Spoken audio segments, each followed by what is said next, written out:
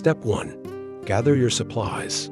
Autoflower seeds, water, small plate, paper towels, sandwich bag.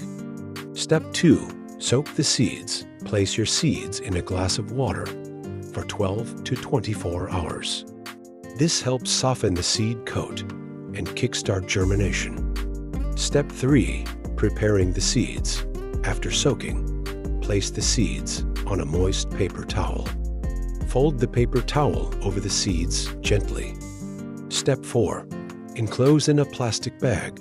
Put the folded paper towel with seeds in a sealable plastic bag. Leave a small opening for air circulation. Step 5. Wait for germination. Place the bag in a warm, dark place 70 to 85 degrees. Check daily for sprouts emerging from the seeds. Step 6. Transfer to light. Once a sprout is about half an inch long, move it to soil and a gentle light source. Natural sunlight or a grow light will work. Add 1 tablespoon of water to new seedling. Soil is best moist and not soaked. Cover with plastic wrap for a greenhouse effect. Within a few days, your seedling will emerge. Uncover from plastic. You have successfully germinated your autoflower seed.